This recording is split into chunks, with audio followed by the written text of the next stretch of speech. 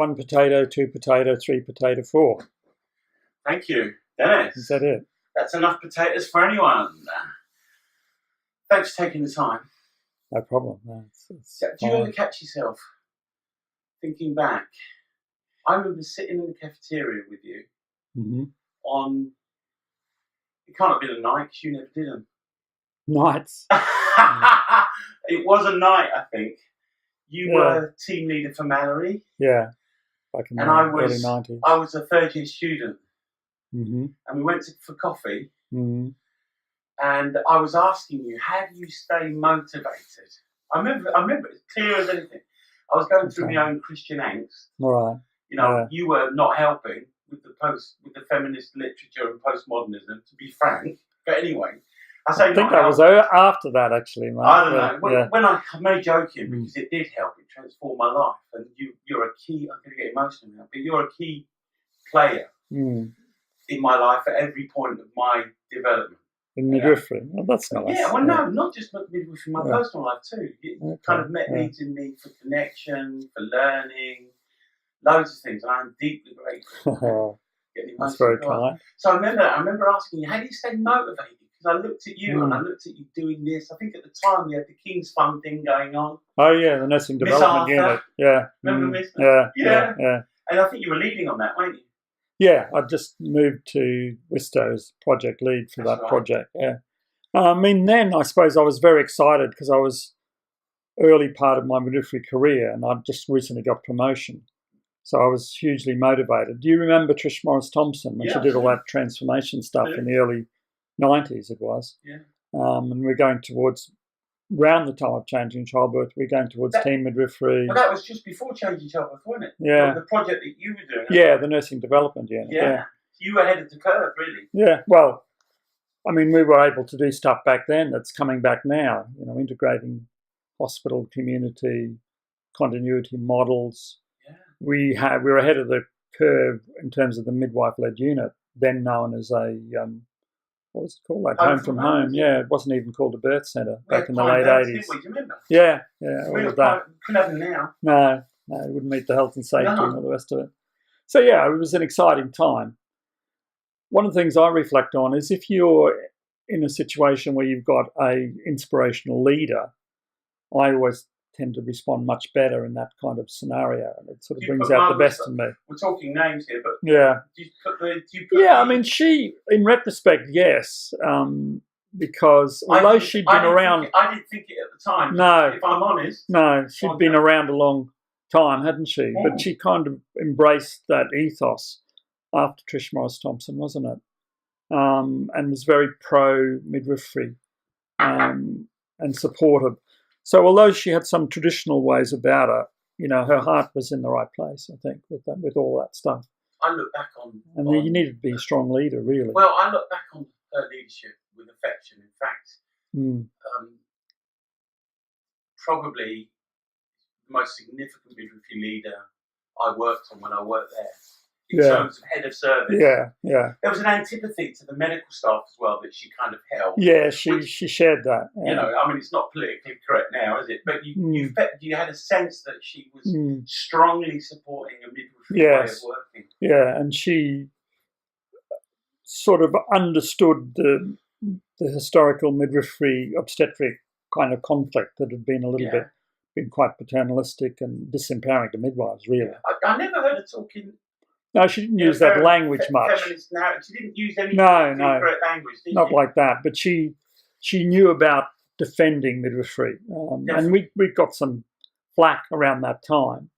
A little bit later on, do you remember when bumps had started? I remember a particular incident where two of the senior obstetricians there were trying to do something about the decision-making that some of the bumps midwives were doing around home birth. That. Yeah, and they tried to control them in some way. Yeah. And I think she came out batting very strongly for them. I remember that. And protecting them. Because they were friends in the main. Yeah. And we're going to avoid names of units, and if we've mentioned them already, I'll cut them. Yeah. So don't worry. But okay. We don't have complete freedom, but you have more freedom. Yeah, I understand. I remember that.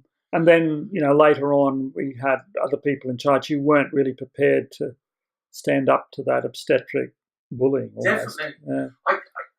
Do you know, I'm embarrassed about this because, very angry young man and a very angry young midwife. I remember standing in a meeting. For me, not wearing uniforms was a point of principle. Yeah. The minute we step into the nursing garb, we take on the paraphernalia of pathology and all that. It's hard for someone not to view us as a medical professional. Yeah. So when we used to wear our own clothes, didn't we? Yeah, we did deliberately. We were told had to wear uniform. Yeah. And I was so cross. And I remember standing up in a meeting and calling the head of midwifery a visionless pygmy. Really? In a public setting. Yeah. Big meeting. Yeah. It's not going to go well for you, is it? Really? But I'm just underlining the point you're making.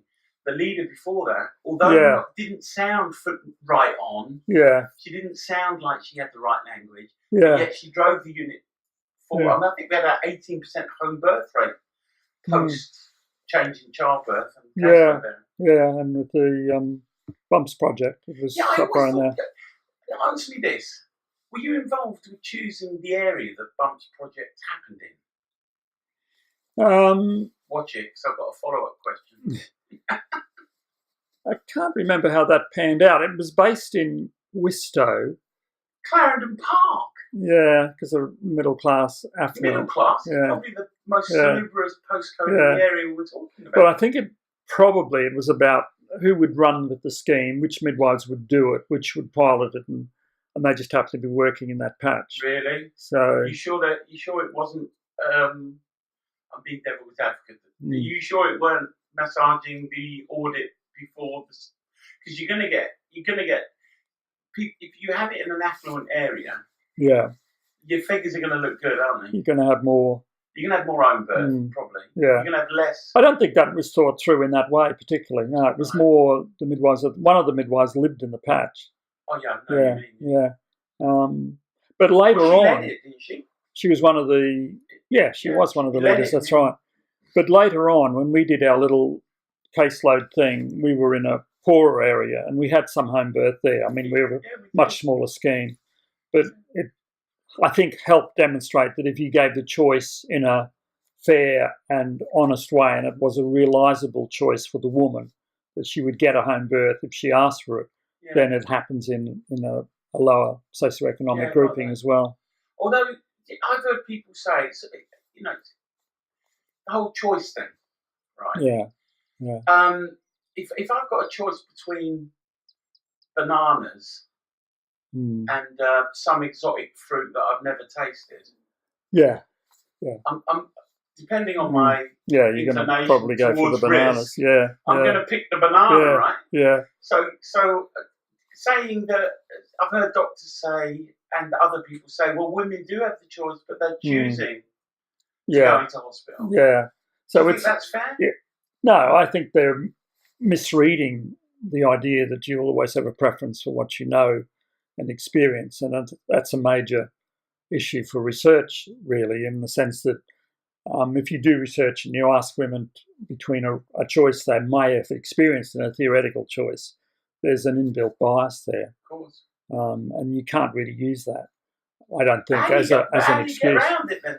Because if you're not careful, given since the Peel report, so we've had 100% hospital confinement, and changing childbirth scratched the surface, and then we rolled it all back again. So where we worked, getting better, I guess, but still. Given that women haven't experienced the choice we're offering, how are we ever going to research it, and how are we ever going to increase the numbers? Because standalone birth units being shut down everywhere. Yeah. Are they not? Yes, I mean, I can get on to talk about our project, which picks up on that. Yeah, do that. So when we did this mapping across England, we came across only one place really that recognised that you needed to promote and sell and take ownership of a model that was so unfamiliar that women would know nothing about it. So I'm talking about. Say that again. I didn't quite get it. Well, when we mapped midwifery units in England, we went up to East Lancashire. We deliberately chose that because that was a setting where there were 2 obstetric units, one in Blackburn and one in Burnley. And they wanted to rationalise the obstetric bit, move it on to Burnley and put a freestanding in Blackburn. It's a moderate-sized city. But women in that area had never previously known about freestanding midwifery units. So they thought that would be an issue about how you would sell that option. They were also, I think, aware of this kind of unconscious bias that happens, that when you ask women to consider a theoretical idea they've never experienced, they're less likely to embrace it. So they did a massive public health promotion campaign to sell the notion of what a freestanding midwifery unit was. And, the service itself took ownership of that, promoted it, involved local women, talked through reservations they might have. Another interesting component of that was it was quite a large Asian community who some people had stereotyped as saying they wouldn't embrace a midwifery unit. They wanted to see medics or obstetricians around.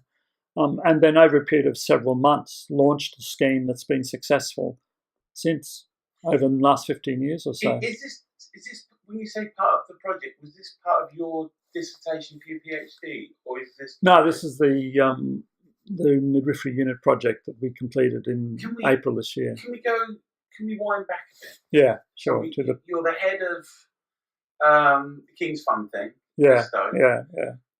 Changing Childbirth comes out. What happens then?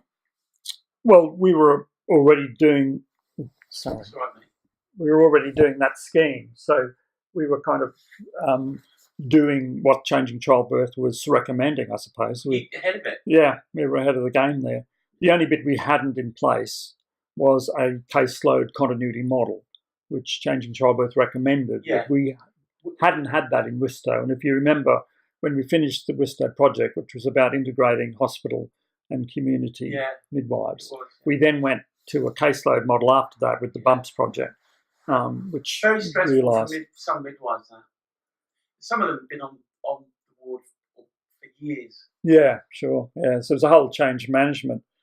I remember, at that time being introduced to the theory of change management, Lewin stuff, freeze, unfreeze, dealing with resistance. Yeah, it was a sort of theoretical model of how you manage organisational change in an organisation.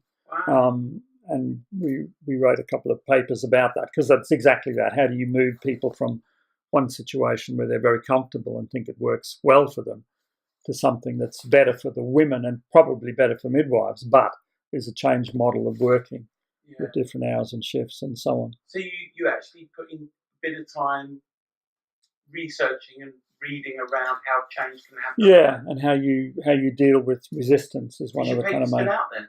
Yeah, they were published in the British Journal of Midwifery in the 90s, really, mid-90s. If you'd send me that, I'll link to it in the Patreon page so that people can... It's slightly dated now because it's like 20 years old. But the usefulness, I think, in having a historic paper, you can chart the progress of...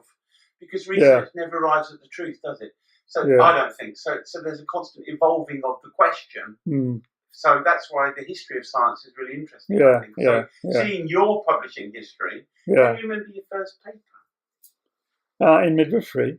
Or anything. Yeah, the very first one I did was in A&E, actually, when I worked as an accident emergency nurse. Was it? It was a case study of, I can't remember the exact detail, but it was published. Yeah, that was in the late 1980s. What methodology? So it was case it wasn't research. Action research. Yeah, it wasn't pure research. It was just an illustrative case like you see in a lot of medical journals. That's an interesting phrase, Dennis.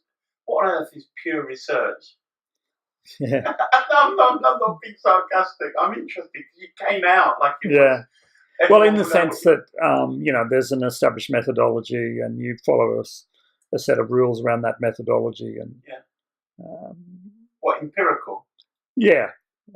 Again, we'd have to unpack what that word meant as well. Let's do it if you feel you can, in a nutshell. Well, it basically means research in the real world. Observable? Observable research where you can either capture and measure data or interpret. You've got the qualitative, quantitative elements and all that kind of stuff. So yeah, it's based in real situations, which the implication is that you then can apply the results of that research to a service situation. So empirical doesn't restrict itself just to randomised controlled trials. No, it doesn't. So phenomenology, which is your specialty. Mine's more ethnography, but I like the phenomenology bit. I've done more of that in recent years because of that focus on lived experience of getting at what people are actually feeling, experiencing, and living through when they enter the health service. What would you say to someone who said the only way to test the evidence isn't inside their experience? How else can the human animal test anything? Yeah, absolutely. And we've seen a change in the way funding in this country around health service research happens now. Really? So you can't do just randomised controlled trials without asking about patient experience or women's experience in the context of maternity care. So you led the project, and I remember I went into audit. You went the cesarean section audit, wasn't it? Yeah, primary cesarean section audit, looking at how we could impact the primary cesarean section rate with that. And you were the research and development midwife, working on your advanced diploma, I think. Or that's right. No, I did that. You haven't got a degree, have you, Dr. Denis? Hey? You haven't got a degree, have you? I haven't got a first degree, no. You jumped the... Yeah, I went from diploma to the master's. But you did an advanced diploma, didn't you?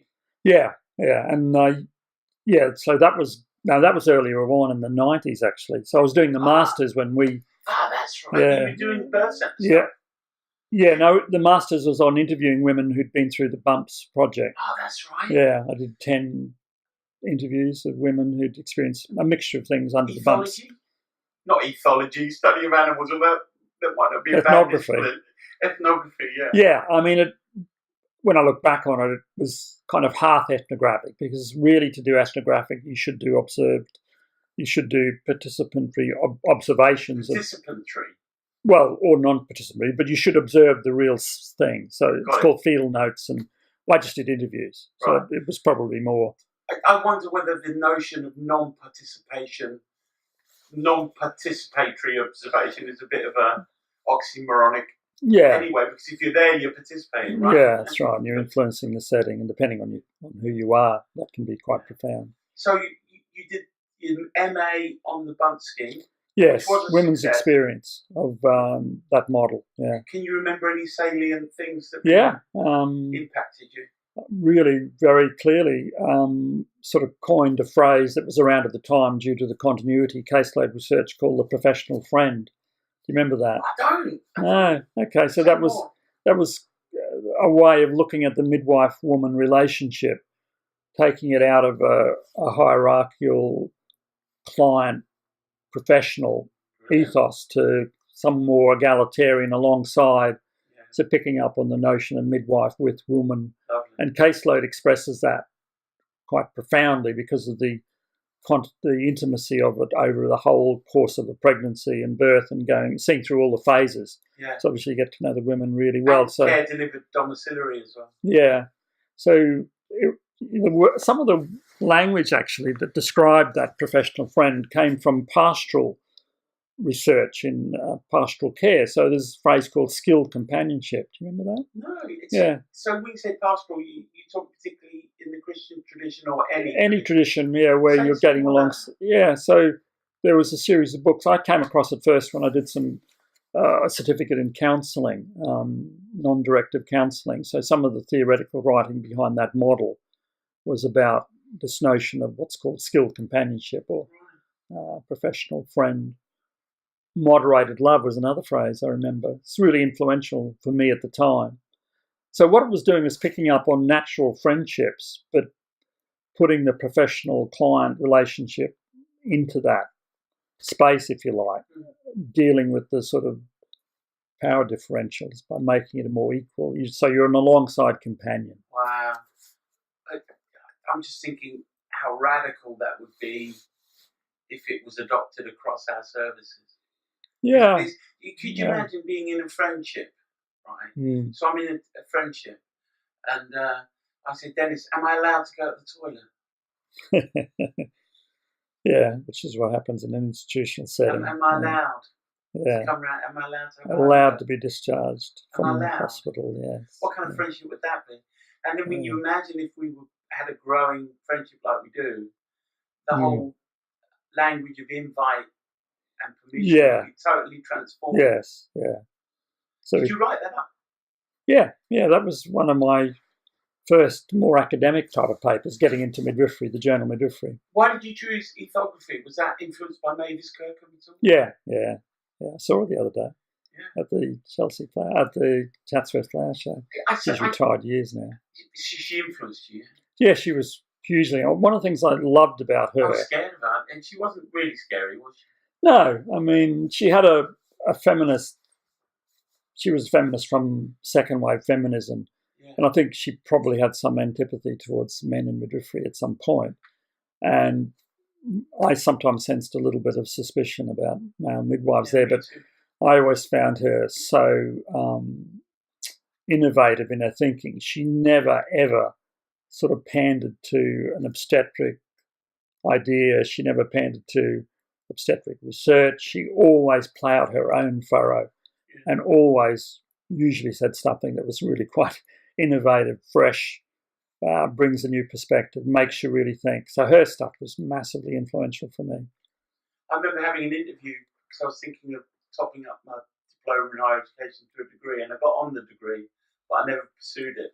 That's when she was at Leicester, at De Montfort. I remember interviewing with her and being frightened to death. Yeah. Because there was something that I interpreted as quite straightforward and austere about her. Yeah. Well, I met her since, and she's given me a hug and everything. Yeah, she's lovely. Yeah, really nice. But what I like about what you're saying is, even with those strong, well-developed views around feminism, and we all know what the patriarchy has done in terms of the institutions, innocently, doing its best. Yeah. Without any self-awareness. Well, I was listening to a woman talking about feminine leadership the other day. Senior manager leader, feminine, very femininely expressed woman, if that's appropriate. And she said, I've noticed something, she says, when women are leading and working, the goal is consensus. Yes. Now, by consensus, she says, I mean, we're going to keep going until everyone around the table feels they're having their needs met. Yeah, okay. Right? So she's carrying everybody with her.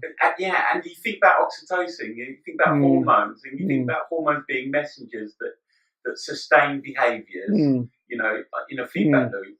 So that makes total sense for a woman to be, for the woman to be moving towards consensus. Yeah. She said, now this is interesting as well. She says, when I watch male leadership, she says, I notice they create fires so that they can put them out.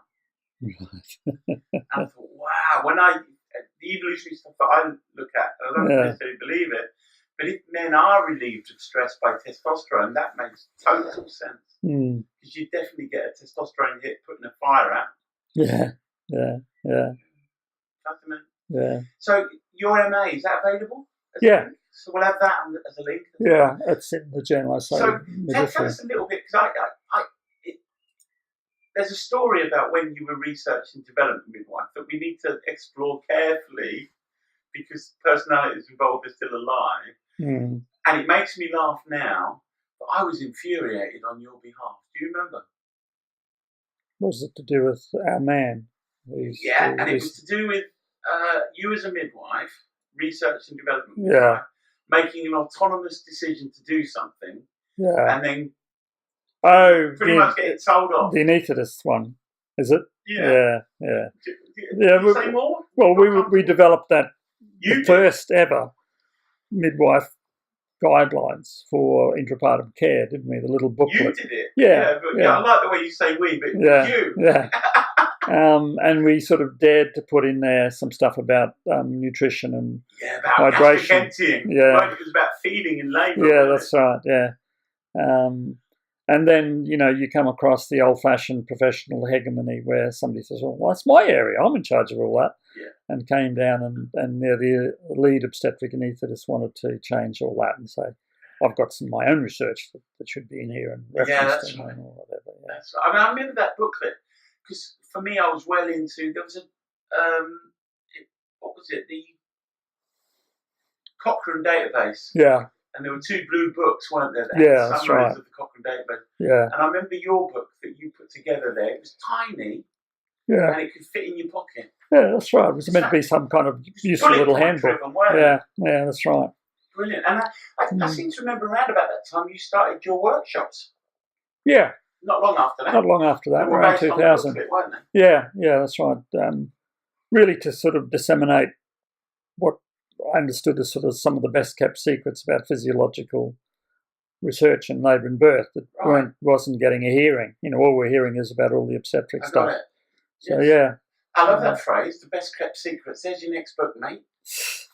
If you were to give us, thinking back to that time when you did the book and you were doing your workshops, what would you have considered then to be the best kept secrets? A strong one for me, it goes back early to the start of my midwifery career, was the whole stuff around upright posture and mobility in labour. Yeah. That was well-established evidence from the 1980s. But as you know, we're still struggling to some extent with the old bed birth and recumbent postures and all the rest of it. And the latest thing that worries me, and I'm actually contributed a little bit to the RCM bid that's happening at the moment, is around the OASIS. There's a sphincter tear and the guidelines that have come out from the RCOG and the RCM about hands on the perineum. Really? Yeah. Say more about that because I don't know anything about it. Well, a couple of things happened there. I've only just recently done the evidence summary, so I'm pretty up to date with it. But all of a sudden there was ordered data showing an increase in sphincter tear in normal birth. Third degree and fourth. Third and fourth degree tear, yeah. When people looked at why there'd been a rise in that, so it's happened across Western European countries and high-income countries, really. Most of the explanation is down to better classification and better observation. Yeah. So previously we hadn't acknowledged the degrees of third and fourth degree, the way it's categorised these days. So although there was already an explanation out there as to why there was an increased number of this, so it wasn't to do with practice. Some people suggested it might have something to do with, obesity or higher induction rates. Sounds like Marjorie Chew all over again, but anyway. Yeah. But then mainly an obstetric establishment jumped on it and said, there's more of it happening. Ignored the bit about they've just classified it better and they know more what they're observing. They said there's more of it happening. Usual, knee-jerk response, which can happen in obstetrics. It's about the hands-off practice. God, for a bunch of scientists, they really don't understand the scientific model very well, do they? It's a little bit about what we've said many times, which is beliefs trump evidence. If you've got a belief, you end up with superstition. Well, it's at the end point of it, yeah. So when you look at the papers, and I've been reviewing them recently, in the obstetric literature, obstetric journals, you'll see this hint that somebody suggests it's hands-off practice. So another thing that happened was a survey was done by anaesthetist, I think it was, interestingly, about how midwives had changed their practice in the UK with hands-on, hands poised, and shown that there was like a doubling of hands poised or hands off, and then made a leap to say, well, that must be the thing that's good. Not that, but suggested it was. It's not, but it's not even a close correlation. No, not at all. Let alone the myth of causation. And then what happened from that was that in Norway, they'd done some work on this, and someone had introduced something called the modified Ritkins. We're getting a little bit detailed here about that. So that was a very hands-on. So they made the same, I think, fallacious leap to say this increase is to do with midwives not using their hands to support the perineum. So they instigated this very hands-on approach and then ordered it a before and after and showed a reduction in third and fourth degree tears. God, it's so reductionist in its methodology. Yeah. Because we'll carry on. So that was picked up on. So that was picked up on by the Royal College in this country and in a few other European countries. Big study. Have you looked at the study? I have looked at it, but it's a before-after. It's very, Perspective, is it? It is prospective, but it's contextually bound. Right. So one of the things they didn't look at, and this, lots of midwives have been saying this for years, you cannot look at perineal outcomes, sphincter tear, without looking at position. You can't. And Valsalva's. Yeah, how you're doing the pushing. And if you want to be really, not controversial, but if you want to be really thorough in terms of variables, nutritional status before they came in. The whole thing. Yeah, that's right. So, I think that study was flawed. It wasn't a prospective RCT. If we really want to pull out the high-level evidence, this was a before-after study that had context around it that didn't take into account variables that were relevant in a lot of midwives' views. So the RCG picked up on it. They implemented a package which is being rolled out across the country at the moment in the context of audit. So there are lots of places are doing it, and it's really prescriptive about where you put your hands. Oh, God, can a woman stand up while you're doing it? It doesn't really. It does say that's okay, but it doesn't acknowledge the role of posture. So what's happening with this, when you talk to midwives on the ground, is that there's more semi-recumbent birth happening. Of course. Because putting your hands on in the way that's required, it's easier to do it. Yeah. When you that's what's going on. You were my role model. Without, honestly, I think it might embarrass you, but you were my role model. And I early on saw you,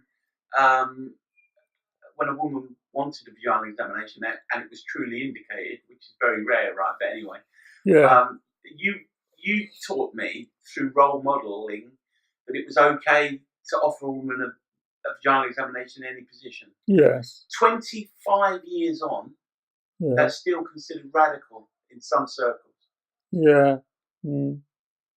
Yeah, and it was Caroline Flint who I got that from. That was back in the 1980s. Well, I got it from you. But Sensitive Midwifery was her her book. Into that book. Yeah. Sensitive Midwifery. And that was about, saying that we didn't want to alter a woman's position, especially in second stage, to get her to lie back on a bed if she was upright, just to do a vaginal examination or whatever.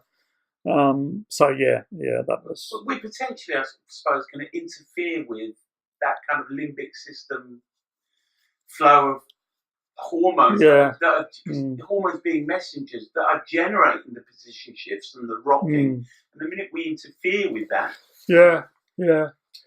Having said that, I think there's a real danger, if we're not careful, that we believe in that stuff as well. So if a woman chooses to lie down, we're going... I remember my late wife wanting to lie down and I was embarrassed. Yeah. That's ridiculous. Yeah. Yeah, so it's always a thing about holding lightly to the position, isn't it? Not putting your certainty out on your sleeve and saying, this must happen or whatever. I wish I had my early midwifery life again. Mm. Well, it's a process. I get a bit emotional. Process of learning. Looking back on it, there were behaviours that I had that were bullying. Definitely. Because I really believed in some stuff like it was the truth. Yeah. And I had this strategy to meet a need of being intelligent that led to me telling everyone when they were wrong. Yeah. And of course it led to people hating my guts. Well. And of course what I made that mean was it's because I'm a maverick. Because I'm holding out for the truth. Yeah, I see, yes. I remember a handover and someone had topped up a baby with a bottle and I came on. Yeah. You could feel the atmosphere because they were picking up on my hostility. So, what was your PhD, Denis? That was an ethnography that was, I think, better methodologically done because it was, I guess, higher level. I had a better understanding of ethnography. So that was of a freestanding birth centre. That was a really pivotal moment for me because I just came across a setting where birth was so different to what I'd seen in an institution.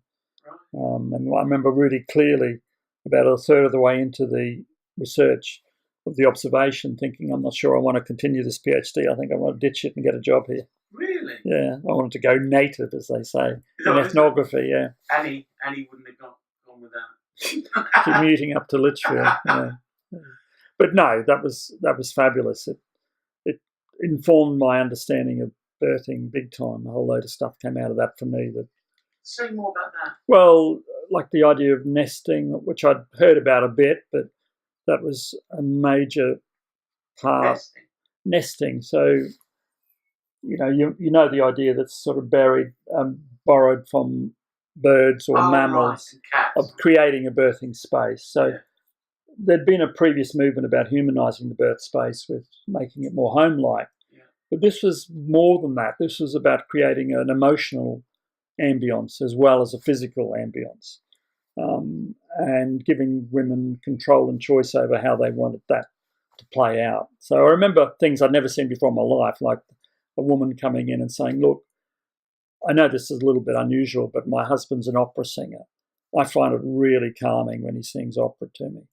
So he sang opera during the labour. Really? You know, can you do that on a labour ward?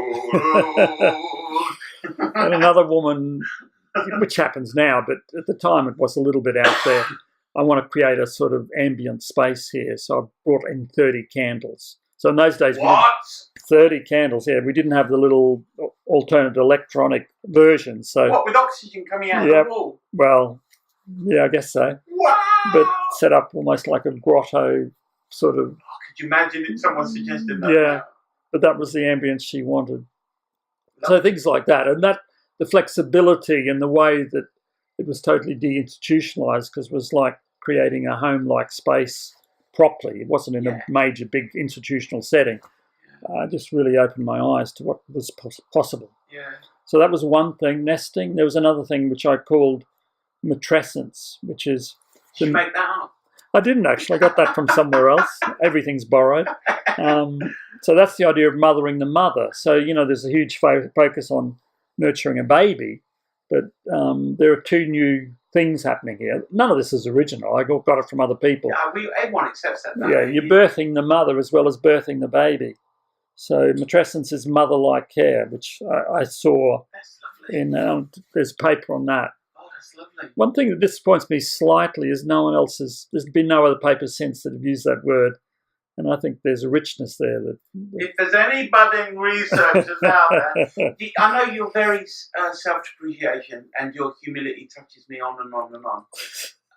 You may not have invented the terms and whatever, but where the genius is, in my opinion, I don't expect you to respond, is making the connections between other people's works. And that's I think what moves us on, right? It's not that we come up with new ideas. It's just that we put them together in ways that make new possibilities. Yeah, and say the word again. Matrescence, it's called. Yeah, and the other one that came out of that, which was a new idea to me, but I thought this works well for midwives, is social capital. Yeah, remember that idea? I remember discussing stuff. So in a small birth centre, you get this input where there's a whole community generated where people are caring and nurturing each other. So not just women, but each other.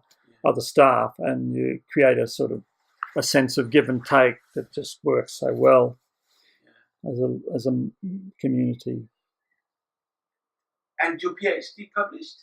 Yeah, so I did quite a lot of papers from that. I was really fortunate in my supervisor, Sue Down, who's so well known. She gave me some time off, sabbatical period, to do papers, and I did 6 papers, I think. When you send me these papers, or you point me to them, because you send me papers loads of times and I lose them, and I ask you, it must be irritating. So I ask for them again. Well, I've got them all on hard disk, so the PDFs are quite readily. If you group them together as your PhD stuff, so that I can identify them on the page. Yeah. Okay. So you got your PhD at the age of 50. That's right. Yeah. Never too late. Did that feel good? Yeah. I was always kind of proud of that. You're never too late to learn stuff, are you? And it was lovely to be a real doctor, not one of those honorary ones. That's the thing I remember most about my youngest daughter, because, you know, the discourse out there is the doctors are the GPs or the medics, and my 7-year-old daughter, Sally, then, I think she said to me once, she said, "But Dad, you're a real doctor." Yeah. Well, classically you are, right? PhD, the idea of doctors are honorary titles, aren't they? Yeah. I don't know how comfortable you are talking about family, and I can cut all this then, but I have a really funny memory that describes your children in some ways. Putting graffiti on a men's club billboard. Yeah, that's right. What do you say about that? Yeah, I mean, that was a little period after I'd sort of, my feminist consciousness had developed a bit, so I must have been sharing it at home. But I mean, so you must have been. You both your girls are very they're very aware. strong. But yeah, they were young. I mean, Gracie was 17 when she went out with her friend and defaced a big billboard in the city centre and got arrested. And the bit that I really liked was, so she was, I guess, quite articulate. She was interviewed by the local Bobby back at the police station, taking a statement. Why did you do this? So she started talking about the patriarchy and misogyny, and he said, "Say that word again. How do you spell it?" And this little 17-year-old girl. Is that M? That's fantastic. So that was, and then Sally, who was younger even, she was 15, went out with her friend one night and defaced the billboards on bus stops that had the same posters, but kept that really quiet and didn't tell us. So actually, we found out about a month later. How did you find out? Gracie sort of let it slip that they'd been out on a raid. They went out on their bikes and did 7 or 8. And the funniest bit was that both Anne and I go down a certain route for work, and we were going to a gym. And we came back one day and we both said, "Do you notice somebody's defaced the bus sign? Isn't that great that there are women out there doing that?" Little did we know it was our 15-year-old daughter. You've been breeding subversives, Denis. And very lovely. I mean, I'm biased because I love them. I've seen them grow up, of course. Really. So we've been friends for about 24 years now. Doesn't seem possible, does it? Yeah, since the 90s, as you say. I spoke to you through almost every major transition of my life. Oh. No, honestly, I remember being in your office when Diane was diagnosed with cancer for the first time. Really? I remember the episode with your son too. Remember that? When he got meningitis and nearly died. Unbelievable. He thinks he's indestructible now, does Joe? Yeah, well, that's good. I don't want to move away from your girls just for a little bit. I know you're really proud of them because they're pursuing careers that, we think we're making choices that are kind of free will, don't we? But our family backgrounds and stuff are having such a big effect. Yeah. And I think, not wanting to be too personal, one of your daughters is a social worker. Yeah. And the other one's studying. She's just finishing physics at the moment. So it's one of those easy subjects. Yeah. So no, you're always proud of your kids, aren't you? But I like that they're strong-minded women. I think they're not going to take any crap. Well, they're going to go through life and contribute. They're definitely feminists, right? Yeah, that's right. Yeah. And you've been very influenced by the feminist narrative, haven't you? As long as I've known you, it's kind of shaped your thinking. Yeah, I mean, I came to it late, I think, in a way. So you have regrets about some of your early life. As a midwife, I have a little bit that I didn't have an awareness back then. I was a bit naive about it. Can you think of an episode, an experience? Probably not so clearly, because I've always been sensitive about. So one of the ways that can come out is, when you're caring for women as a midwife, as a man, and you're, there may be an element of discomfort about that. And probably if I had the feminist awareness back when I started, I might have taken more a position that you took. I left. Yeah. After 15 years, partly because of my personal stress.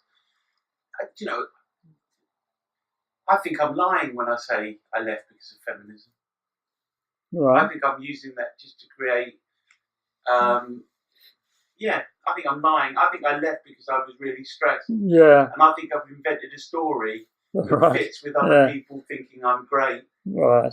But you did have a stand that said would tell women, your colleagues would tell women that you're coming on shift. That's right. Before I went in, I used to get in loads of trouble because they thought I was just a bloody skyman. Yeah. So I used to say, I'm not going in until they know I'm a man. And then I'd go in, wait 20 minutes, chat. Yeah. And then I'd say, I won't take it personally. Yeah. So, Yeah, so at the time I think I felt so vulnerable as being the first male. I didn't want to, I interpreted then as saying, well, maybe they think I'm uncomfortable if I make a big... Yeah. Yeah, so anyway. Well, don't forget, you were the forerunner, right?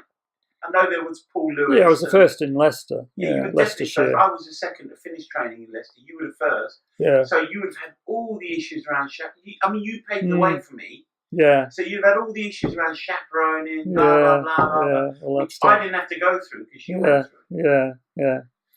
Yeah. Did they say you should be chaperoned early? No, they didn't. You know how certain people stand out for you when you look back on your career, and one is she's retired now, but she's still around. But I really take my hat off to her, Louise Phillips, who was the person who interviewed me to take me on as a student midwife. Yeah, she'd retired, I think, when you came. So she... That was brave. Yeah, it was brave then, I think. I mean, so, you know, they had a discussion, obviously, amongst the clinical staff to say, how will chaperoning work with this new male student midwife? You're going to have to tie up another person the whole time if there's no other midwife around. What's going to happen on community and so on. So, yeah, they decided I wouldn't be chaperone for everything. Well, because of logistics rather than... Yeah, and also it's kind of a bit more tricky now. I suppose in reality what happens is you're never in the room. It's really quite rare to be in the room on your own with a woman. Can't say that for community, though, can you? No, because you're doing visits independently. But there's other precedents there, isn't there, where other clinicians will go and visit. Well, GPs will. Yeah, they will. But back in the day when some midwives routinely look at perineums, even if a woman wants you to or not. Yeah, yeah. I was very, I felt embarrassed by that. Yeah. And what it led to me being very deferential. Yeah. But I was always cautious because I didn't want to miss anything that needed... Yeah, that's right. Needed your I didn't want to allow my embarrassment to stop me doing what I should be doing if there was an indication. Yeah, Does that make sense? Yeah, absolutely, yeah. So, yeah. So I think my feminist awareness, so I remember thinking when I sort of got awareness of that, of things like walking along the street, say in the evening, behind a woman. We're both heading in the same direction, but I'm like 10 metres back. And I became aware after reading the feminist literature that may be intimidating or it could be seen as a threat or whatever. Yeah. So I didn't have that awareness when I was a student midwife. So that kind of thing has been helpful. It's funny you should say that. I was listening to a woman talking about, because we experience the world as a man, don't we? Yeah, of course. Yeah. So you don't have to think about that. My intuitions are going to be more in line with yours because we experience the world as men in a similar environment. Yeah. And I was talking to a woman, I was listening to a woman who was saying men have no idea what it's like to almost always be in a situation where the man they're with can overpower them. Yeah. Whether that's in a lift. Yeah, physically overpower them. That is really quite... I'm moved by that. Yeah. And, you know, how often do you have to think about walking through the street, getting off the train? Never! No, you don't have to think about it. It doesn't even occur. But if you happen to hear a conversation of women saying, do they think about when they go out at night unaccompanied, every single one of them has to think about it. You know? So that stops me in my tracks. And I consider myself... We have this discussion. I don't consider myself a feminist. Yeah. I'm sympathetic to feminism. Yeah. But how can I don't because I'd only experienced the world as a woman. I think I'm always going to be doing my very, very best. But I'm sometimes going to unintentionally reinforce a patriarchal narrative. Yeah. But it's unmeaning. Yeah. But you know, it's innocent. Yeah. But I think sometimes the idea of men calling themselves feminists can appear a bit patronising. Yeah. Like back in America in the day of the deep racism, a bit like shaking a white man, shaking the hands of a black man, looking round and going, I'm shaking a black man's hands now. Yeah. So when men call themselves feminists, I get round that one by putting another word in front of it. Go on. Flawed feminist. Yes. Yes. My penis is the flaw. or being very explicit about the theory-practice gap. Always. What does that mean? Well, you know the theory of feminism and what that should mean in terms of equality, say within the domestic sphere. Oh, got it. Yeah. The fact that we talk about egalitarian behaviour. Then we go off and don't do this and don't do that and forget that. And, all that it's like these, I've got quite a few friends that are house husbands, right? So-called. But they don't do it like a woman would. Right. The way it works is, right? Yeah. When their partner comes home, they're off duty. Oh, I see. You know, so they've got this shift to work. Yeah. And then they work it. Compartmentalise it. And mum comes back from work all day. Yeah. And now he's suddenly... to pick it up, yeah.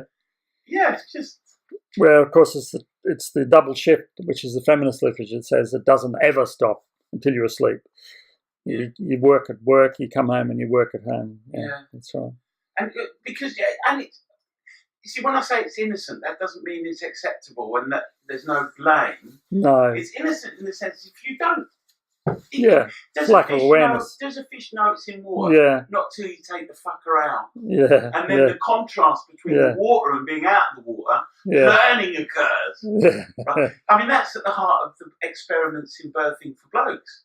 We're trying to create a contrast experience so that learning can occur. Yes. But I've been swimming in the patriarchy all my life. I've contributed to the patriarchy. Yeah. I've benefited from the patriarchy. Yeah. So have you. Yeah, absolutely. Almost certainly some of your progression has been because you're a man. Yeah, and we've actually often talked about that, Anne and I, about, if we had it over again, we would take equal time off with childcare. And I think Anne could have achieved much higher in her professional life if we'd done that. She ain't done bad, has it? She's done quite very well, exactly. But it wasn't on the radar back then. Didn't have that awareness then. I was listening to some on Radio 4, I think, the other day, where, our Prime Minister, what's her name? Theresa May. and what's her husband's name? I can't remember. Yeah. But someone was saying about how it's lovely that he allows her to have the limelight. Yeah. I mean, the language is so powerful, isn't it? Yeah. The idea that he is allowing her to have the limelight. Well, if he was the Prime Minister, wouldn't he say, "Oh, isn't it lovely how Theresa allows him to..." But it's embedded in her language. That's right. And when you spin it round like that, it becomes so clear, doesn't it? Yeah. I was talking at a workshop the weekend, and language is so... I was so intrigued by it. But have you heard people say, when they say, when you... play golf, blah, blah, blah. Yeah. Or, how you get frustrated when you play golf? Well, it's really interesting because who are they talking about? When they're actually projecting. So I go, well, who are you talking about? And they go, oh, me. Yeah. Really interesting because at one level it means there's a lack of referential index. It's not clear. Yeah. But if I hold it in stark contrast and I go, when you watch sadomasochist pornography on the telly, suddenly you think, hold on a minute, I'm not taking that one. No, so who are we talking about? You. So what's happening? Well, I'm projecting my behaviour on you so that I can feel normal. Yeah. So I'm commanding you to watch it. I'm commanding you to watch it so that I can feel normal. Yeah. Except in that case, And you hear that language everywhere. I do. I do it all the time. It's kind of a colloquial thing, isn't it? Yeah. And I think it dates back to our evolutionary heritage because it would have been imperative for us to be accepted. You're allowed to yawn on camera then. Sorry, I can edit. So where are we? We got your PhD. You then got a job at De Montfort as a university lecturer. Mixed years, I'm guessing. In terms of your experience there? Again, maybe a little bit of naivety with me because I was, at that point, more openly talking about feminism. And there were a couple of people in the department. Oh, I remember. Yeah, who saw that as a... threat. Yeah, felt that women or they should kind of be the front head person on that, or should be that it wasn't appropriate for me to talk about it. You? Yeah, that kind of thing. That was difficult actually. But the opportunity for the PhD came up, so I took that. Was it funded, fully funded? I got a studentship, so that it is funded. What does that mean? You get a stipend that's tax-free of $15,000 a year. Well, that would be decent quite good. Money, Quite good. Yeah, and then I topped that up with doing the evidence courses, which you still do. Yeah, I haven't done them for a couple of years. But now you're not retired. I mean, that's a myth at the minute, isn't it? But when you finally do retire, are you going to carry on doing it? I'm not sure actually, because I'm interested in other things now. Are you willing to talk about what you're interested in? Yeah, I'm part of the Women's Equality Party here in Leicester. So I've actually got an executive position now, which I was a little bit uncertain about at first. What does that mean? Well, there's going back four posts in the local branch that are called that. So one's like the chairperson, the treasurer, the database person who manages all that side of it.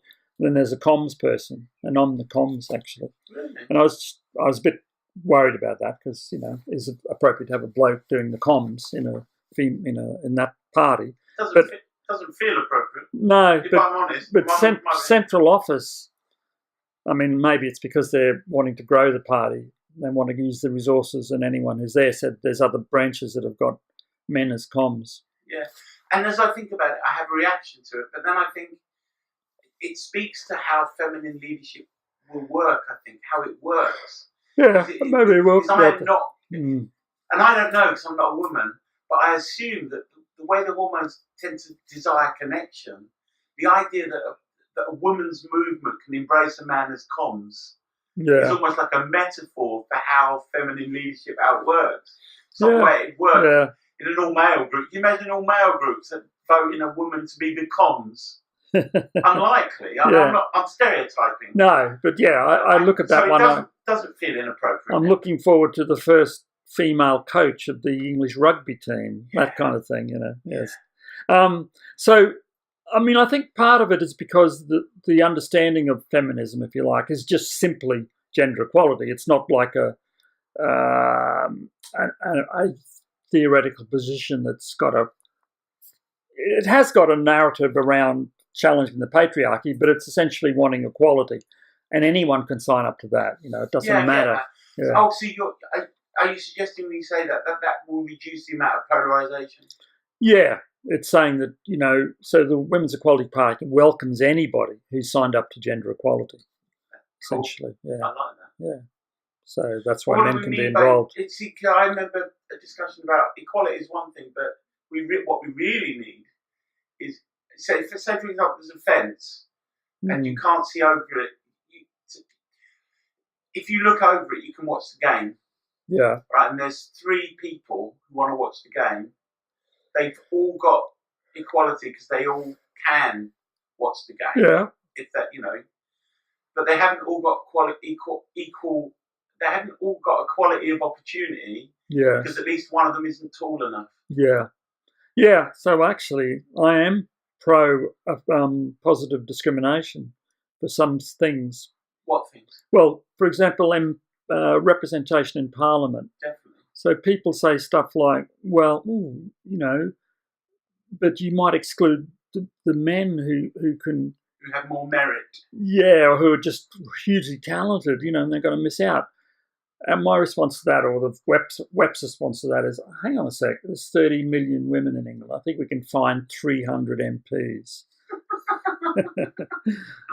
So that's some of the most intelligent people I know, wife included, are women. Do you know what I mean? I know. Yeah. Did that sound wrong? It felt wrong as it came out. What about your saying that? Why should I even need to say that? In response to you, I come out with gold. And some of the most intelligent people I know are women. Why didn't you fucking say that? That's the patriarchy at work. Yeah, that's right. It's the unconscious bias come out there. Just justifying and stuff. Yeah. It's like, I know black people. Some of them are my best friends. Some of my best friends are black people, And they have very good table manners. My wife, I don't think this is appropriate, but I'm going to say it. She says women are the niggers of the world. Yeah, she's quoting John Lennon there, He's got a song. I thought that was an original. Is that right? Yeah, he had a double LP when he first left the Beatles, and one of the title tracks is that Woman is the Nigger of the World. I guess it was Yoko Ono's. Yeah. I struggle to even say the word. Yeah. It's like I was talking, very encouraged. I was in Cheltenham. I've been brought in to talk about language, power of language, which is really heartening. I want to spend the rest of my life doing this kind of stuff. Yeah. Because if Heidegger is right, if language is the house of being wherein man dwells, cultures are held in place by the stories we tell each other. Yeah. And this whole idea of an amorphous culture out there, actually, culture is being framed in the telling of the story one to another because it doesn't exist. Yeah. And so if that's the truth, language is where it begins. And we don't have to feel powerless because we can adjust our language now. Can I tell you something now? It'll have to be off record. This has happened to me in the last 3 days. we've got a new setup. I'll send you the edit, but I know you trust me, but I'll send you. Yeah, there's a new people have come into our local church. They're from Holy Trinity, and they've come and taken over in replacement of Pip. Well, there's actually a woman who's the vicar. She's not the vicar, but she's a curate, overseen by John, who's the main priest at Trinity. Anyway, I've been there as lay reader, and I've been uncomfortable with the exclusive male language in all of the worship. Yeah. I know that happens in loads of churches. Of course, but I've got evangelical church. Oh, yeah, very much so. So I spoke to her recently, last week actually. I said, I'm becoming uncomfortable. I'd like to, when I lead the prayers of intercession, use Mother God and some female pronouns from time to time, and even preface it with a reason why I'm doing that, so the congregation don't get shocked or whatever. And she said, let me think about that. And she came back to me a couple of days later, only yesterday or the day before, and said, I'm not comfortable. Jesus never only called Father, Father in the Gospels. What about Psalms? God being likened to a nursing mother. Well, her problem is she's happy she's happy for non-gendered language and to illustrate God's characteristics as being some female, but she's not comfortable with female pronouns or terms that determine, use something like Mother God. So, which I'm really struggling with. And she referenced me to a couple of books. One of them's online, The Mother Heart of God. So I had a look at it. Mother Heart of God, strapline, how the Father God expresses his maternal side. Do you know, about language. So, yeah, it's fine to use maternal characteristics, but we must maintain the father term. Of course. And it makes sense when you think of the stuff we were talking about off camera, when you think how prior to having language, we were just animals existing in an ecosystem, not frightened of death because we didn't have the language to define not being here. We didn't even fucking know we were here in terms of consciousness. In that sense, there was sentience, I guess, but we didn't have definition of being here because there was no here. We were just part of this whole thing. So language has led to fear of death, and with language has led to the narrative that has left men dominating, and we still do. I think so, don't you? Yeah. So birth institutions. Far from being a level playing field. And my wife tells me off regularly. She says, "You talk about all this feminist stuff, and you just said that, and I haven't meant it at all." In that way. Not like I'm saying I know the most intelligent women I know are women. What? So I'm really struggling with that at the moment because I think it's a deal breaker for me. And if I'm not just going to say you can't do that, I'm going to have to probably leave, I think. Leave that church. You have another one. Well, I'll have to suss it out. But I'm a lay reader there, see, so that's another dimension. You don't lose your qualification. No, but I'd still like to use it. Of course. You like preaching, don't you? Yeah, I do, Anyway, if you don't mind cutting that out. Although I might try and splice my little bit. Anyway, where are we at then? So we're talking about your time at De Montfort. Then I went up to Central Lancashire. I did my PhD. Sue Down was. There, didn't you? Yeah, it was wonderful. Now, no, you moved to Nottingham after that. You enjoyed Lancashire, didn't you? You needed that after De Montfort, didn't you? So I remember you used to say to me, this is a completely different atmosphere. And that was an example of working with someone who I completely admired in every way, and she's one of my big role models. Fabulous. Her work ethic, I remember you used to say, I don't know how she used to be able to do it all. Yeah, but also just her even-keel temperament, so nothing would faze her. She was always highly respected. She had that characteristic of a leader that's so valuable and not that common, which is they're comfortable with other people being rising stars because they're content in themselves. So they don't ever get competitive with people who are coming up underneath who are maybe more intelligent, more talented than them. They enable their growth and development. Never get defensive. That's lovely, that's a fabulous characteristic in a leader because it brings the best out of people. And we might see more of that. Back to the feminist, back to females being released into leadership that isn't confined by a masculine model. Because I think a lot of men find that hard, don't they? They don't want to promote the other. I don't want to bore the people that are watching, but I brought back to the idea that the majority of the male of the species crave testosterone when they're feeling stressed. So men get together, and by and large, when they start to talk, the initial talk is about banter, mild challenge, which stimulates the testosterone. Okay, and that relaxes them. Is that the physiology? So and then that's the oil that gets them. But it's that kind of edgy, where there's kind of a little bit of an edge. Yeah. Testosterone gets released so that they can relax a little bit, and then they. Is that the physiology? Yeah. Well, that's my understanding of the evolutionary biology and the physiology. Yeah. Okay. I'm loath to say anything like it's the facts. Fixed. Yeah. There's always going to be someone that don't agree, right? Yeah. But you can test all of that stuff in your experience, because if you observe the way the males and the females behave, it seems to follow these patterns. Yeah. So you then became Dr. Denis Walsh and moved to Nottingham. Yeah, after I left Russell up there. Group, no less. Did you move there as an associate professor? Yeah, I did. I went for a post there. I was associate professor. That's right. Yeah. Do you have any regrets, Denis? No, because it was much nearer home. Again, worked under a wonderful professor, Helen Spivey, who's great. You've. I suppose it's inevitable, really, that you're going to be working under a lot of female leadership. In fact, as I look, rarely had a bad experience of that. Yeah, I'm going to say the same thing. Really? In fact, my experiences inside midwifery where I've had bad experiences have been with men.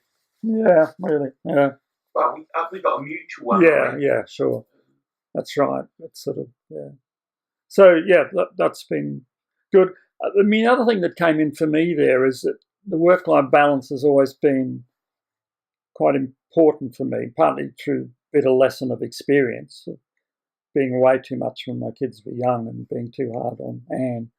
So I've always tried to balance that too. And I deliberately didn't go for a professor role, which would have been the obvious thing to do, because I thought that demand would require me to be. I remember that discussion. Yeah, that's right. So been happy, just we're operating at the level of associate professor. You were content at professor role because you were balancing off things that you considered of higher value. Yeah, I mean, I don't want to, a bit like you, I want to be straight up and honest and say that sometimes I'd be introduced as a professor and I wouldn't always correct people. Well, I'm very aware of it. Sometimes I write about you as Professor Denis Walsh, and then I think Denis won't like that. So it's associate. Yeah, well, a tiny bit of me does like it. Of course, we're all a bit like that, aren't we? It's like when I go to birth conferences and people want selfies and me to sign their book, and I go, yeah, I don't like it. Yes, I do. Don't believe your own hubris. I really do. Yeah. I do like it. I'll be lying. So I'm going to wind up, not yet though, because I've got a couple of questions to finish with. We're going to get loads of student midwives watching this. Yeah. Probably hundreds. Yeah. Maybe over 1,000 people will view this video. If we put this on our Facebook page and share it, it will go out to at least 1,000 people without a doubt. Are you still on Headspace, just as a little aside? You know they hit 1 million yesterday. Did they? It's amazing. Yeah. So you are going to speak to student midwives. I'm going to be promoting this video, an edited version that you'll see before it gets broadcast anywhere. Yeah. It's about you and it's your content. So I want to feel really comfortable that, it's not. But you have got an opportunity to talk to student midwives. If it's possible for you to imagine you were starting now in the current environment, we've got better births, we've got the place of birth, we've got all the agendas around safety, we've got all these extra scans being done in the interest of safety based on reduced movements. We've got caesarean section rates at 25%. We've got various people in high profile positions really attacking what we would consider fundamental midwifery values. Yes. Are you a midwife? Are you going to be a midwife today if you were starting again? Yeah, absolutely, yeah. Fabulous profession. I mean, we know I don't know that. whether I believe you, because I can't say it that clearly. Well, in terms of the experience of being at a birth in a setting, I get that. Yeah, all of that is fantastic. Yeah. In relation to the contextual stuff, the broader stuff, it's a little bit like saying tiger doesn't change its spots. You're always kind of in this situation where there's progression, kickback. Yeah. So what you're saying is we never arrive at a conclusion or an end result. Yeah, except that there's a coming together of a few things that are more positive than they were when we started out, I think. So you've got explicit policy now. We had change in childbirth, for God's sake. Yeah, we did, but it didn't performance manage us on the continuity thing. We have that now. That's a bit of a game changer. You said to me once that Better Birth is probably the most significant report since the Peel report. I remember you saying something similar to that. Yeah, okay. If you can't remember it, you didn't say it. Yeah, but in that sense, because we know about government policy. They can sound great, and everyone can sign up to the rhetoric, but everyone's got their own take on it, and it sits on the shelf and never gets implemented. But when you performance manage local services to hit targets, this number of women, this number will have a continuity model in place. Then the rubber hits the road a bit more, doesn't it? So you have to change. Well, is there going to be a financial pain for them? That's where the rubber hits. Yeah, that's where it really hits the road. Yeah. Unfortunately, not. So they're going to be shamed. Yeah, I think it's a powerful tool. Yeah. I think it's better than it was before, where it was kind of an open-ended, elective, optional extra. Yeah. But now, when you have to show stats about whether you're addressing this or not, so it's using shame as a tool. In a way, to try and get compliance. Yeah, red light sign. And shame, I think shame has been used in the context of evolutionary history. Yeah. If we're a social animal, shame becomes a very powerful tool. Yeah. So outside of a moral framework, shame is a powerful tool. Yeah. I kind of get it. But the other thing I think that's significant, and this is just because it's been on my mind a lot over the last 10 years or so, we've got a moment in society, I think, where the whole gender thing is so much of the zeitgeist that you can harness that.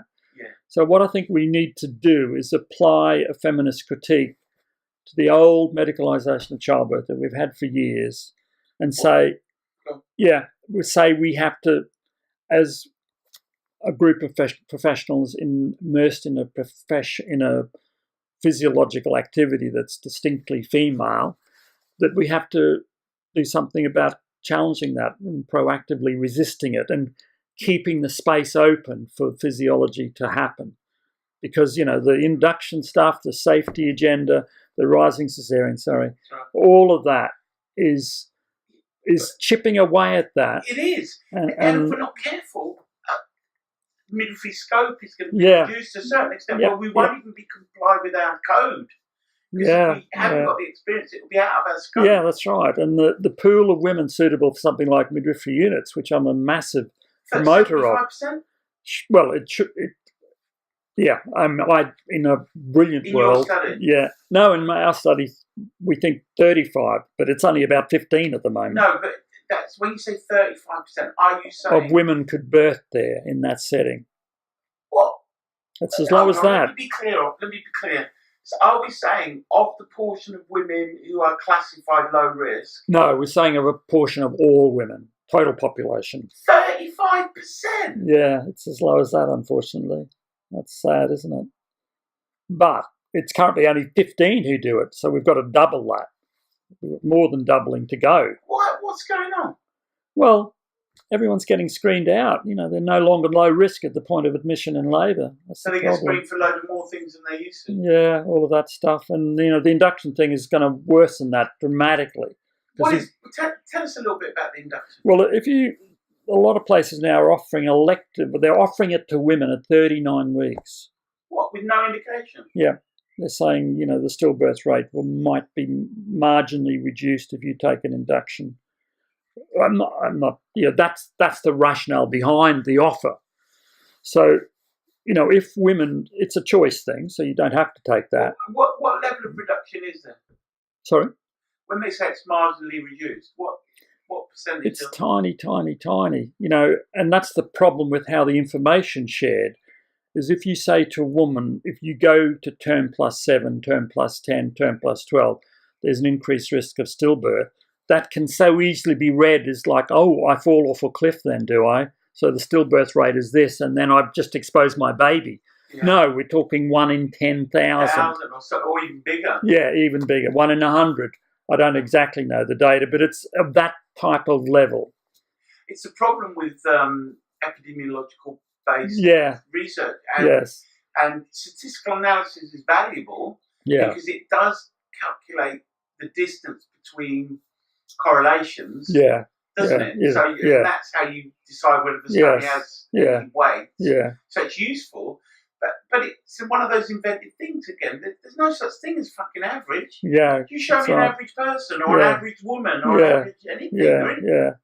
And there are certain ways that humans take in information like that. There's been studies done on this of arithmetic information, mathematical stats and so on. Do you have any papers on it? Yeah, there's a couple of good papers. But one of the things that you can do is if you represent it pictorially, so you say to a woman you've got 1 in 1,000, someone will read that as, that'll be me, that one. If you show them a dot with 1,000 dots and one's red and the rest are all black. Oh, that's very interesting. When they've measured how people internalise that assessment of risk. The people, they identify with the people, but if you don't have a people type shape. No, exactly that. So it affects how they personally interpret that data. That is really interesting because a lot of the summarised reports use people shapes. Don't they? So so just a little thing like that can help inform that decision, for example. I remember reading that I have a 1 in 22,000 chance of having a car accident every time I go out. And I take the risk, right? And the disease, the vitamin K deficiency disease affects 1 in 15,000 babies. And on the basis of that risk, every baby is offered an IM. Vitamin K. Not that there's anything wrong with that in terms of the evidence that I've read. But still, it just shows you how risk is. It's looking back over your career, then we're going to wind up in 10 minutes, if that's all right. Looking back over your career, what would you have done differently?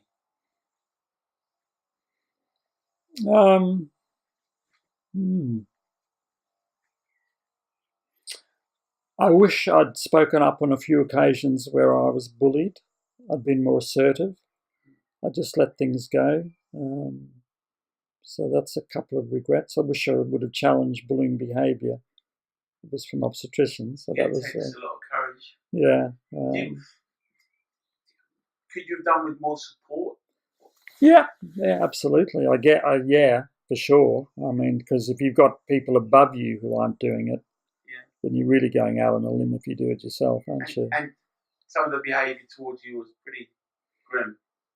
Well, but lots of people have experienced that. Your friend, but we spoke through it. That's right at the time. But other people have experienced it as well. There will be midwives and students listening to this who do feel bullied right now. So what would you say to them? Certainly get support from other people. Friend networks as well. And peers, but challenging it. It's difficult. How you do that, the whistleblower thing, you feel very exposed.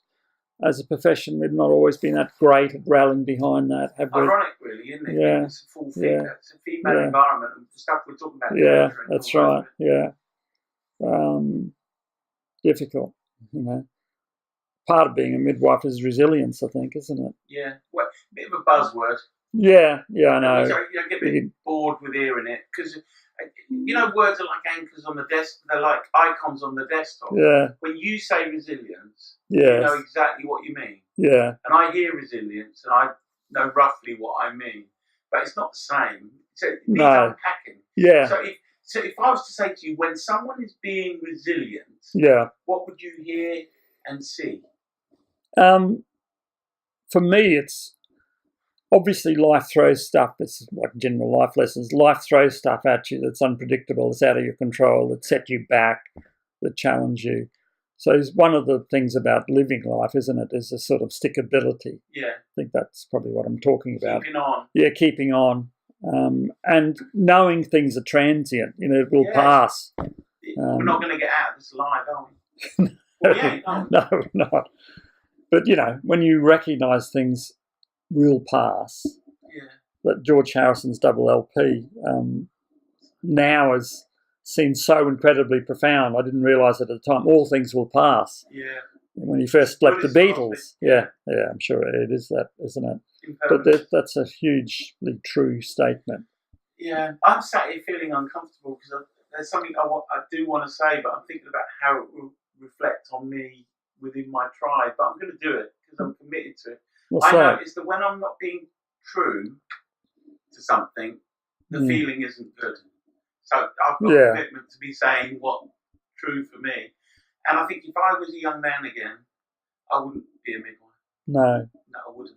No. I take your point about birth. I've had some of my most transcendent experience in the birth room, where I've been weeping happy tears and felt connected like never before. When we stood over a birth pool and saw that birth on a Sunday morning, two magical. men as midwives, which is statistically ridiculous. They were lovely moments, apart from the fact you left me clear up. I've never been you. So I wouldn't want any of that taken away. Just like I wouldn't want my nursing being with people at the point of death and experiencing death emotionally. I wouldn't want to not have done that. They seem similar, bizarrely, but I can't say why. But the institution at the moment and what I hear student midwives and midwives say about the place and the feeling I get when I can hear people interacting, I think, fuck that. If my girls had said, or boys, had said, I'm going to be a midwife, I'd say, if you want my opinion, don't do it. I know. I've actually, you do worry about that a little bit because you've got all the hindsight stuff. I mean, a lot of people have said to Gracie, social work, bloody, you're nuts. It's child protection, safeguarding. But, when you enter it, you've got that raw enthusiasm of youth. You just see possibilities. You don't see obstacles. You don't have the hindsight. And I think that's why I was afraid to express my opinion so clearly. Because I wouldn't want to put anyone off. Because when I stand in front of a whole group of student midwives, mainly women, obviously, very rarely men, I am often moved to tears. And I think that's... Oh, God, I'm getting it now. I think that's because of all of the things I've been through. And so I think I'm superimposing my experience upon them. And I just think, what a courageous thing. They're the cream of the academic crop. They could probably earn a living doing something a lot easier than serving women. And they're choosing to serve women. And it moves me. That's right. So moving forward then, Denis, you're in the your comms for the women's party. What else are you going to do? I've always had, because I've got a Christian faith background, I've always got an interest in feminist theology and that whole area. So I'm reading on that, and I might do some further study on that and do some writing on it as well. I think so. Publications? You're going to write a book? Maybe, but maybe more just paper. There's something called the Reader magazine in the Anglican Church, which I could dip my toe in the water and try. And you got your film club? Yeah. Is that still going? Yeah, it is, What was the last thing you saw? What did we see last month? The very long title about the Guernsey potato. You see that film? I think I've vaguely heard about it. Yeah, it's a book based on a film of the book. So it's post Second World War. I've heard it. We spoke about it actually. It's got a really strange long name. Yeah. If you were going to recommend one film, a film that you would look back on and say that not birth related, anything, what film would it be? Comes to mind now. Well, the suffragette one was the one, but again, that's because I haven't seen that. Yeah, it's great. It came out last year. Carey Mulligan. Yeah, it's really, really well made. You're not just picking that because you want to appear. No, it's just it's on my mind. But I've seen loads of brilliant films. Yeah. All right, one book. This isn't Desert Island Discs. No. But if it was, one book. Wow. Yeah, he's going to say the Bible. No, I'm not. No, I'm cross with the Bible at the moment. Big time. In my Christian days, I'd have said, I don't read the Bible reads me. That's very pious. Yeah. One book. Well, it's a book I read when I was a young person in Australia. It's called Robbery Under Arms. It's captured us under arms. Yeah, and it's just a novel about bushrangers in Australia, but it totally captured my imagination. Brilliant. And it's a good read. I love that. And this is the last question. Thanks for giving so much time, Denis. It will take me a couple of weeks to get this edited. You have got one billboard. Yep. Okay. You can't advertise anything because I know what you like.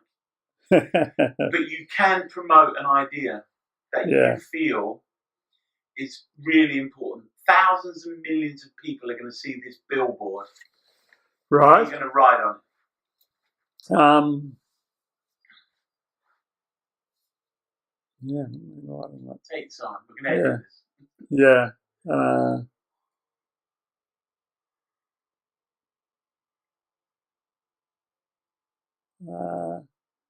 It'd have to be something around birth and physiology and what incredible potential that has. Yeah.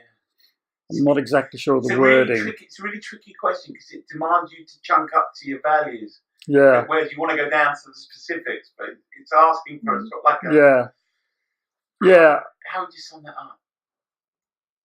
I don't know. I've got a phrase that I use, which is pointing to the source of birthing power, which is inside the woman. That's good. And in a way, that's chunking up because it's a physiological thing. Yeah. No, that's fine. Something that captures that, because I think what we're doing is we're diminishing. What's happening in culture is we're diminishing it and capturing it and rebranding it as a medical necessity or something. Turning it into reality or into reality TV. Yeah, and we're just missing out something so incredibly powerful. Stay there, Denis. I remember someone saying to me recently that the masculine, and we're going to close, but the masculine energy, men down history have been suspicious of women. The idea that she can bleed every month and not die. Yeah, okay. Yeah. I thought, wow, that is quite a powerful thing. Yeah. So man is frightened of this kind of mystical creature, which is almost outside of his intuitions. Yeah. She bleeds and doesn't die. Yeah. Okay. So he's either going to control her or he is going to worship her. Yeah. And I know that you have made the decision to worship the feminine in your career, and I want to, on behalf of everyone I speak to, say that your work is influencing and shaping their careers. So thank you very much. Oh, thank you, Mark. That's lovely.